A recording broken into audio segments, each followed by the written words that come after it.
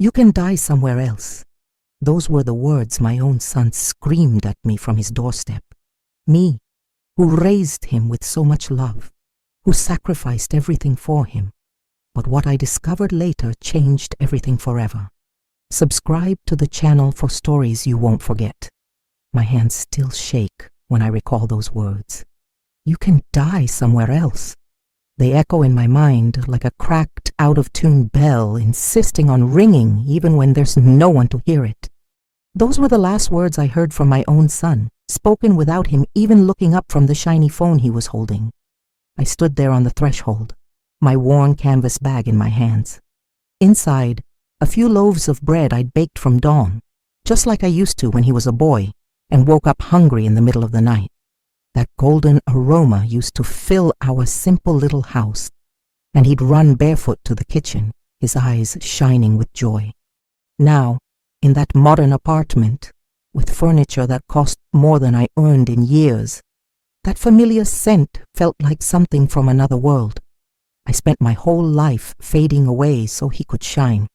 I remember washing his school clothes at the old wash basin until my hands cracked from the cold, icy water cutting my skin like razors. I'd mend his second-hand shirts so they looked brand new, sewing on buttons with such care that even I believed they were store-bought. I sold cakes at the front gate to pay for his books, his supplies, his dreams. Every little piece of me was given to him as a silent offering. My youth, my dreams, my health, all sacrificed on the altar of motherhood. And yet, in the eyes of my grown son, I was just a burden, an unwanted shadow, insisting on reminding him of a past he'd rather forget. The house where we grew up was small, its peeling walls telling stories of rain that dripped through the leaky roof. But it was ours. It was where he took his first steps, spoke his first words, smiled for the first time when I sang him lullabies. Memories he buried under layers of shame and ambition. Today, looking out the window of my new life, I see that memories are like seeds. They can be buried deep, trampled, forgotten, but they always find a way to sprout when we least expect it. That Monday morning started like any other. I woke before the sun, made my simple coffee, and tidied the small house where I now live alone. I hadn't planned on visiting him. I'd already learned, painfully, that my presence wasn't welcome. But something inside me persisted, a maternal voice I couldn't silence. I took the bus to the upscale neighborhood where he lives. During the ride, I watched the streets transform. Shacks gave way to mansions, dust turned into immaculate asphalt. Tired faces were replaced by others who had never known hardship. I felt like a stranger in a foreign land. The building's doorman eyed me with suspicion when I gave my son's name. His eyes swept over my simple clothes, my canvas bag, my worn shoes. He made a call, whispered words I couldn't hear, and finally waved me through with a dismissive nod. In the mirrored elevator, my reflection haunted me. When did I get so old? When did these wrinkles deepen? When did my hair turn so white? Time had passed over me like a whirlwind, sweeping away the young woman who once held that baby for the first time. I rang the doorbell, my heart pounding. The door opened, and there he was, my boy, now a man in an expensive suit with a cold expression. For a moment, just a moment, I saw a flicker of recognition in his eyes. But it was quickly replaced by something that hurt more than any slap: indifference. "What do you want here?" he asked, not inviting me in. I held up the bag timidly. "I brought some bread. I baked it thinking of you, like in the old days." She saw me, made a face of disgust, and disappeared down the hall, her high heels echoing like hammers against my heart. "I just wanted to see you for a little while," I whispered. "I can't. We're going out." The lie left his lips easily, as if lying to me was as natural as breathing. "You're embarrassing me," he said, looking around as if afraid someone might see us together. His words fell on me like stones, each one leaving a painful mark. "Embarrassing me," I repeated, my voice weaker than a whisper. "Yes, showing up here like this, with that bag." He gestured to my bag as if it was something repulsive. People will think, they'll question. Wanted what? For me to go back to that life? To that poverty? His voice rose, and I noticed my daughter-in-law had returned to the living room, watching everything with a satisfied smile. It was never about poverty, I murmured. It was about love. How could I explain that nothing was all I had to give? How could I make him understand that every patch was sown with care, every simple meal was seasoned with devotion? Son, I tried one more time, reaching out my hand towards him. He recoiled as if my touch could contaminate him. Don't call me son here, not like that. He looked around again, paranoid. If anyone hears, darling, aren't we going to be late? Her voice was sweet, but her eyes pierced me with disdain. You should go, he said, avoiding my gaze. And next time, call first, if there even is a next time. I grew up. I'm fine, thank you, I lied, trying to hold back tears. She sat down beside me without asking. You know, I've lived in this neighborhood for 40 years. I've seen a lot. Her voice held a weary wisdom. I've seen kids who made it big and forgot where they came from. I've seen parents hidden away like shameful secrets. I just recognized the pain of someone who raised a child who became a stranger. Not even my own son. She stood up, smoothing her skirt. But I also learned that my worst doesn't depend on his approval. The silence of my small house enveloped me like a melancholic embrace. I sat at the kitchen table and for the first time in weeks cried without holding back. The tears came, heavy with memories. I saw my son at 5, running to me with scraped knees, begging for a kiss to make it better. I saw him at 10, proudly showing me his math test with a perfect score. At 15, shyly asking for money to take a classmate to the movies. When did it all change? When did he start to be ashamed of me? Maybe it was when he got that scholarship to the private university. I remember the day he came home with the news, his eyes shining with happiness. I was in the backyard hanging laundry, and he ran to me, scooped me up, and spun me around like when he was a child. I got in, Mom, I got in, he yelled, laughing. That night I made a simple cake to celebrate. We didn't have money for candles, so I stuck a toothpick with a colorful piece of paper on top. He laughed, said it was the most beautiful cake in the world, and gave me a kiss on the forehead that I can still feel when I close my eyes. But college brought other friends, other families, other worlds. Gradually, he started coming home later, talking less about his day, avoiding bringing friends over. When I asked about them, he'd changed the subject. He graduated, got a great job, married a businessman's daughter. With each achievement, I felt more distant, as if my role in his story was being erased page by page. My daughter-in-law never liked me. From our first meeting, when she came for dinner at our modest home, her discomfort was palpable. She ate little, complimented less, and left early with some excuse. After that, my son started meeting me always outside the house, in restaurants or at the park, never at their apartment again. It's better this way, he'd say. She's more comfortable at home. The next day, I'd take those loaves to the park and give them to those who were truly hungry. Not just for food, but for affection, for attention, for care. Maybe it was time to be a mother to someone who truly needed one. 3 days after that decision, I was in the park distributing bread when a woman approached. She was young, pregnant, with a small boy clinging to her skirt. Her eyes held that familiar exhaustion of mothers fighting alone. "Sorry to bother you," she said shyly. "My son is hungry but it's complicated." "Did you know your son is sick?" he asked one day carefully. My blood ran cold.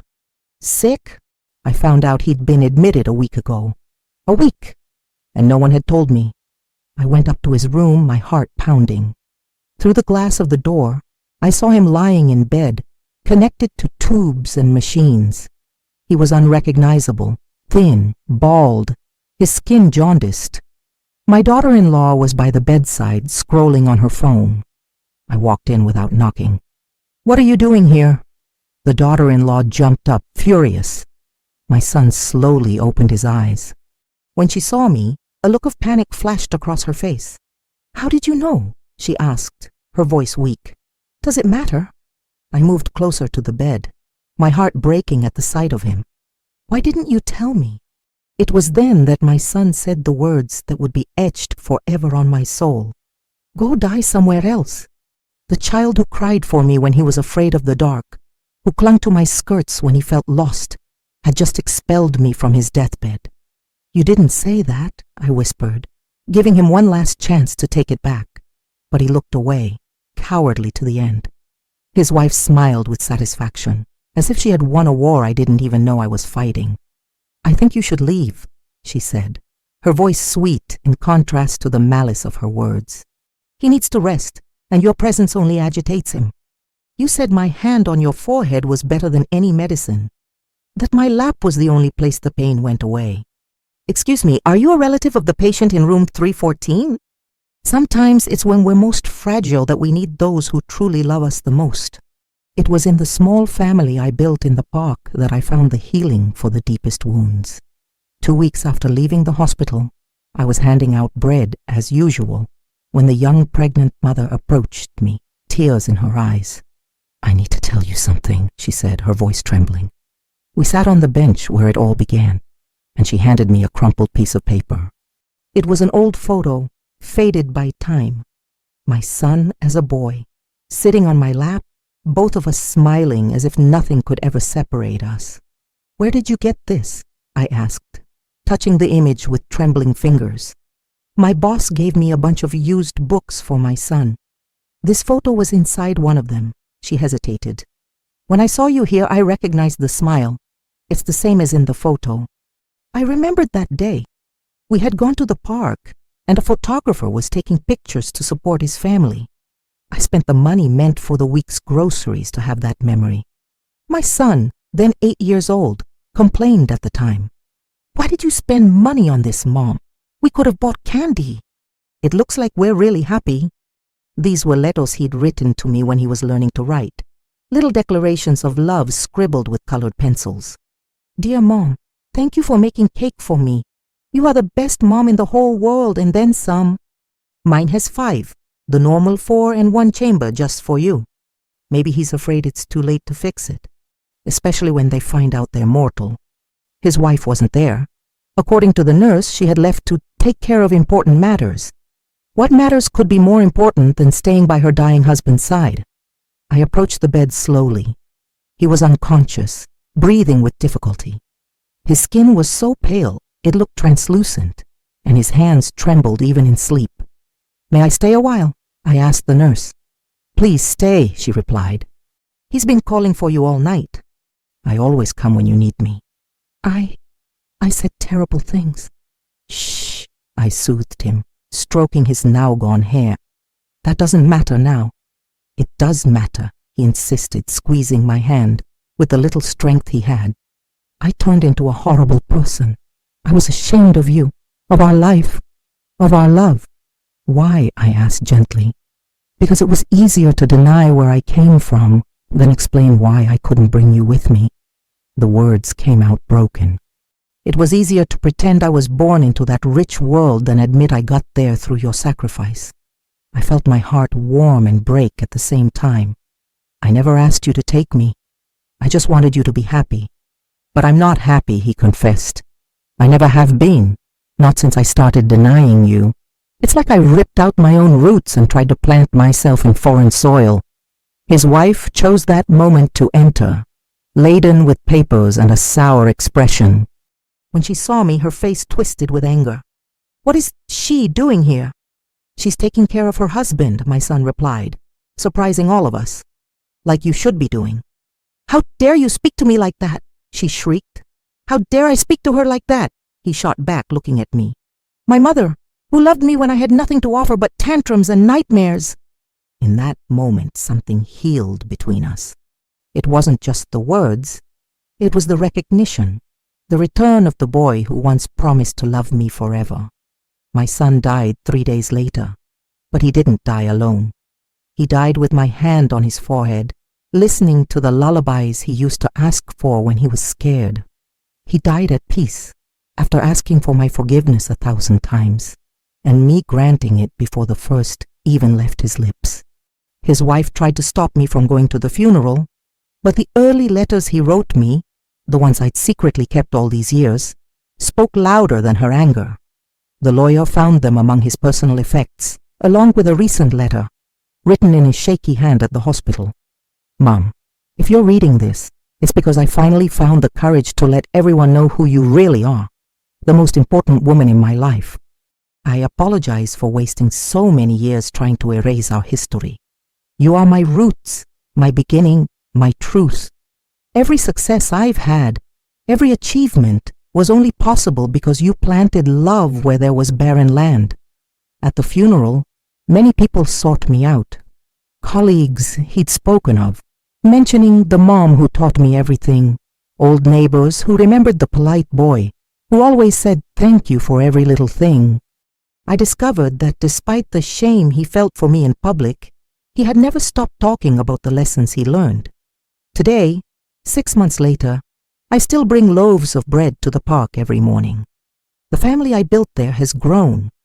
There are over 20 people now who share not just bread, but stories, hugs, mutual care. We've become a small community of souls who found each other in the midst of urban loneliness. The young mother gave birth to a beautiful baby girl, who now sleeps peacefully in my arms while she works. The retired gentleman teaches math to the neighborhood kids. The teenager who cared for her siblings got a scholarship. Each life transformed reminds me that I still have so much love to give. I planted a garden in my backyard, where I grow herbs and flowers. Each seed that sprouts teaches me that it's never too late to start over, to bloom in new soil. Plants don't question the past of the earth they're planted in. They simply grow, reach for the sun, bear fruit. Sometimes when I'm watering the seedlings, I remember my son's words from the hospital. It's like I ripped out my own roots and tried to plant myself in foreign soil. He discovered too late that we deny our origins at our own peril. That true love doesn't shame.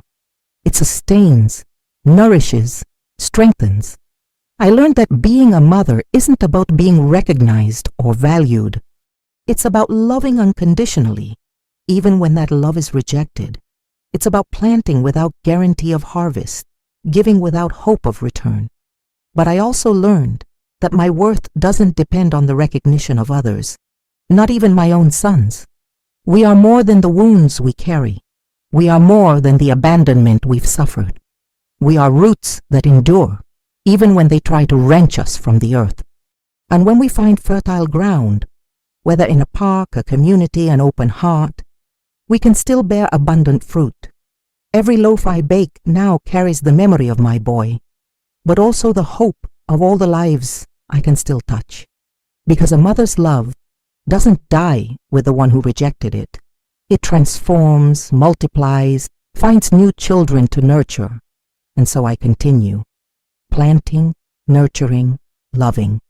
Because that's what roots do. They endure. If this story touched your heart, subscribe and share so more people can hear what should never be forgotten. What would you do in this mother's place? Comment below and help keep stories that deserve to be remembered alive.